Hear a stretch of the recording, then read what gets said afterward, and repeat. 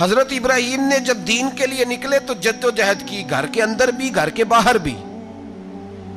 آپ کے والد کا نام طارق ہے، وہ توحید پرست تھے، ایماندار تھے، پرہیزگار تھے۔ آپ کے چچا کا نام آزر ہے، وہ بت پرست تھے، بت بیچا کرتے تھے۔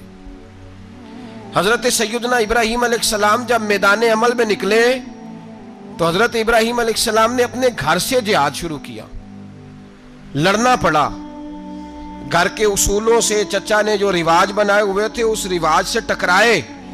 فرمایا میں اپنے گھر کے اندر یہ بت پرستی نہیں ہونے دیں گا۔ چچا کو ایک دفعہ نہیں، بار بار 100 دفعہ سمجھایا۔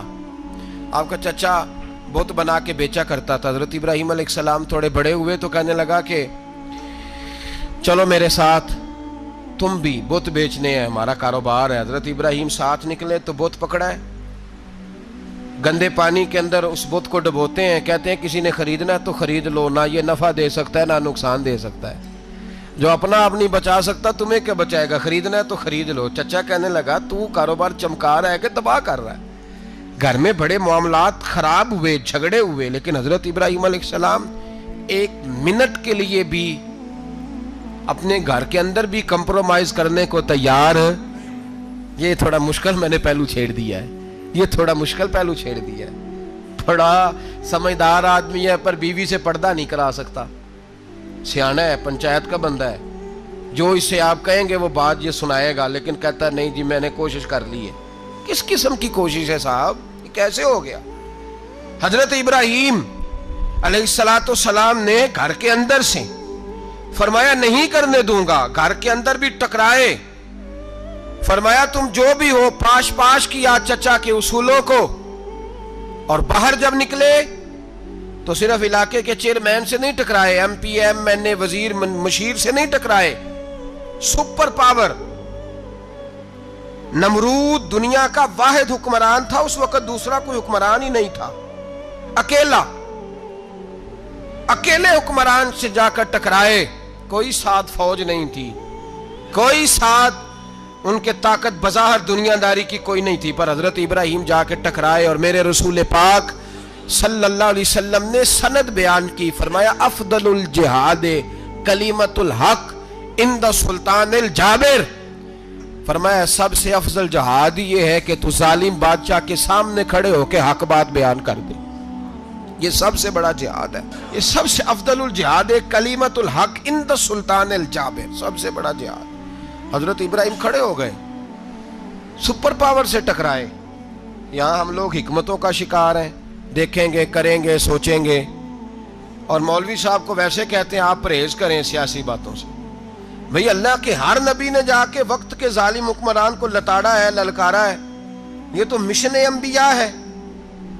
حضرت سیدنا ابراہیم علیہ السلام نے جو اس کو جا کے کہا کہ تو جھوٹ بولتا ہے، تو جھوٹا ہے، تو خدائی کا دعویٰ کرتا ہے، تو بہت بڑا ظالم ہے، اور قرآن مجید نے اس ساری بات کو بیان فرمایا۔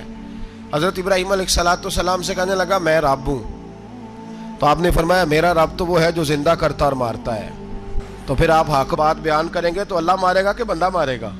کچھ بھی نہیں ہوتا، کیونکہ زندگی موت کس کے ہاتھ میں ہے؟ اللہ کے ہاتھ میں۔ زندگی موت اللہ، کچھ بھی نہیں ہوتا۔ انسان صحیح سمت کا تعین کرے اور صحیح چلے۔ حضرت علی شیر خدا سے کسی نے کہا تھا کہ آپ کے بڑی دشمنی ہے، کوئی محافظ رکھ لیں۔ آپ فرمانے لگے موت خود بہت بڑی محافظ ہے، وقت سے پہلے آتی ہی نہیں، بڑی محافظ ہے وقت سے پہلے۔ علامہ نورانی رحمۃ اللہ تعالیٰ علیہ کراچی جیسے شہر میں رہا کرتے تھے، جہاں گام گام پہ خطرہ تھا۔ لوگوں نے کہا حضرت اتنے بڑے لیڈر ہو، آپ کی جماعت کی 62 سیٹیں ہوئیں قومی اسمبلی میں، ایک ایسا وقت بھی آیا تو کوئی ایک آدمی بندوق والا۔ آپ فرمانے لگے مجھے ضرورت ہی نہیں، اس لیے کہ جس خدا رسول کے لیے میں نکلا ہوں وہ خود ہی حفاظت کرنے والے ہیں، ضرورت نہیں ان چیزوں کی۔ تو بھائی حضرت ابراہیم ٹکرائے، اور آپ کا انداز کیا ہے؟ جا کے کہا کہ تو نہیں، خدا وہ ہے جو زندہ کرتا۔ اور اس نے ایک بیوقوفوں جیسی دلیل دی۔ ایک آدمی کو کل پھانسی دینی تھی تو اس کو بلایا، کہنے لگا تجھے کب پھانسی ہے؟ اس نے کہا کل۔ کہنے لگا جا تجھے آزاد کیا، زندگی دی، اس کو چھٹی دے دی۔ ایک عام آدمی بیچارہ بیٹھا تھا، اس کو پکڑ کے نا کہنے لگا اس کی گردن اڑا دو۔ کہنے لگا دیکھ لو میں بھی زندہ کرتا اور مارتا ہوں۔ وہ جو کل مرنے والا تھا میں نے زندہ کر دیا ہے، اور جس کو پتہ ہی نہیں تھا کہ میں نے مرنا ہے اسے پکڑ کے میں نے مار دیا ہے۔ یہ بیوقوفوں جیسی دلیل ہے۔ حضرت سیدنا ابراہیم علیہ السلام چاہتے تو اسی وقت دلیل توڑ دیتے کہ تو کیا بیوقوفوں جیسی بات کر رہا ہے، اگر تو زندگی دیتا ہے تو مرے ہوئے میں جان ڈال کے دے جس کو تو نے مارا ہے۔ لیکن حضرت ابراہیم نے دیکھا کہ بیوقوف ہے، بیوقوفوں سے بحث نہیں ہوتی، دلیل بدل لی جاتی ہے، ان کی عقل کے مطابق بات کی جاتی ہے۔ حضرت ابراہیم فرمانے لگے میرا رب وہ ہے جو سورج مشرق سے نکالتا ہے اور مغرب میں غروب کرتا ہے، تو اگر رب ہے تو مغرب سے نکال کے مشرق میں غروب کر۔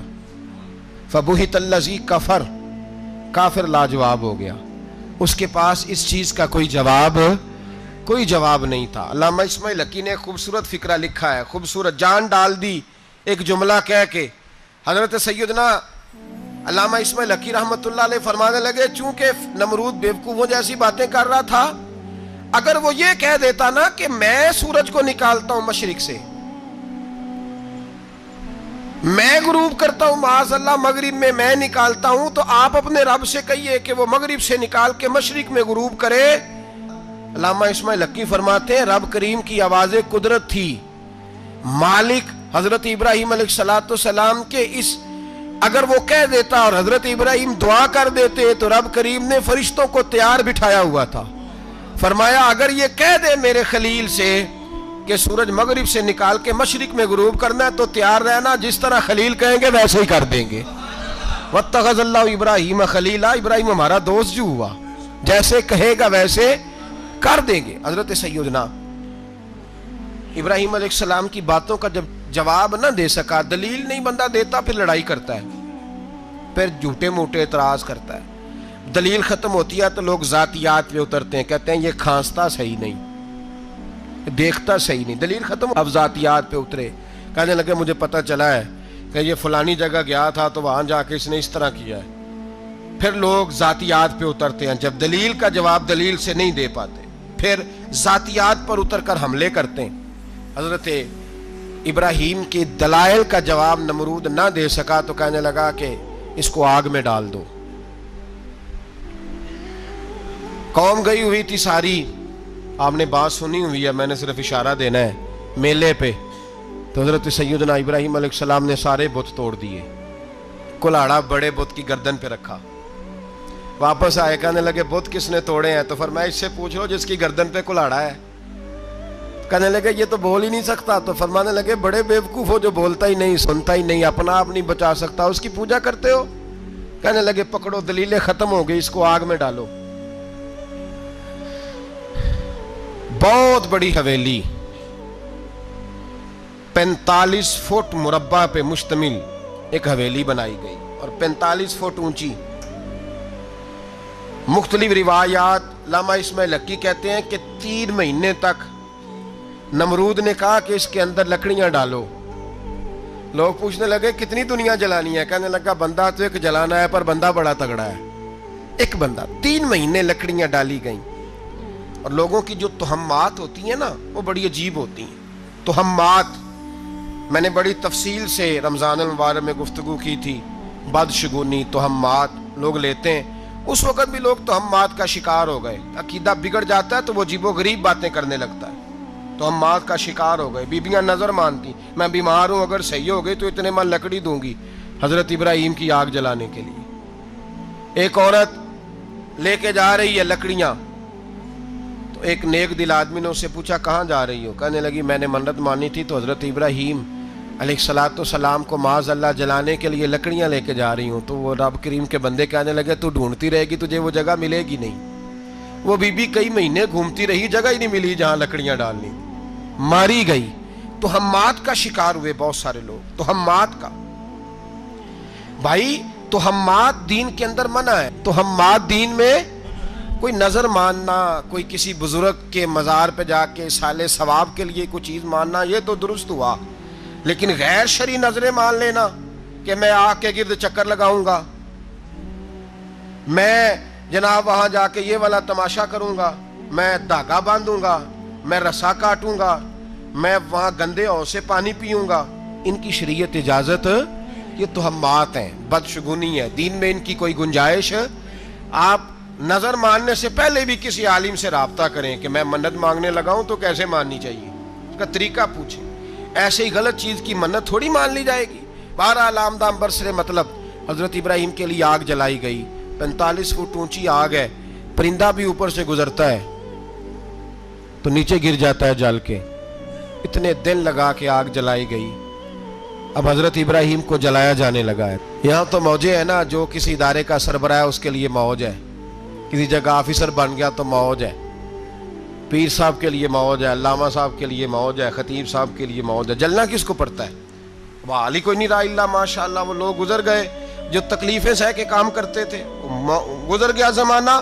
حضرت سیدنا ابراہیم علیہ السلام کو جلایا جانے لگا ہے تو اب اتنی بڑی آگ ہے تو ڈالے کیسے؟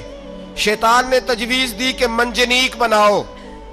منجنیق بڑے بڑے بانس باندھ کے ان کے نیچے رسا باندھو. وہ جس طرح جھولنے کے لیے جھولا بنایا جاتا ہے، اس طرح ایک منجنیق پرانے زمانے میں اس میں پتھر رکھ کے پھینکے جاتے تھے دشمنوں پہ. وہ منجنیق بنائی گئی کہ دور سے حضرت ابراہیم کو پھینکیں گے. ہاتھ حضرت ابراہیم کے باندھ دیے، پاؤں مبارک باندھ دیے. پوری زمین پہ ایک نام لینے والا خدا کا. اور اس کو آج رسیوں میں جکڑا ہوا ہے. جب پھینکا جانے لگا نا آگ میں، حوریں رونے لگی، فرشتے تڑپنے لگے. اے اللہ یہ کیا ہونے لگا ہے؟ ایک تیرا خلیل اور وہ بھی آگ میں. فرمایا جاؤ جا کے اس سے کہو اگر تمہاری مدد لیتا ہے تو اسے بچاؤ. ہوا کا فرشتہ آیا، کہا ابراہیم اگر تو کہے. او بھائی ان چیزوں کو کہانی سمجھ کے نہ سنا کریں، یہ داستان نہیں، یہ وہ طریقے ہیں جو ہمارے رسول نے ہمیں اپنانے کا حکم ارشاد فرمایا ہے. جو عقیدے، یہ وہ نظریات ہیں جو ہمیں اوڑھنے کو کہا گیا. اپنے رب کریم کی رضا پہ راضی رہنے کے یہ وہ خوبصورت مواقع ہیں صوفیاء نے جن کو بنا کر سمجھا کر ہم تک پہنچایا ہے. یہ ہے اہل طریقت کی باتیں. وہ کہتے ہیں یار جس حال میں رکھے راضی رہنا ہے. حضرت ابراہیم علیہ السلام کو پھینکا جا رہا ہے، فرشتہ آیا، اے اللہ کے خلیل اگر حکم دو تو اتنی ہوا چلاؤں کہ نمرودی جل جائیں سارے. آگ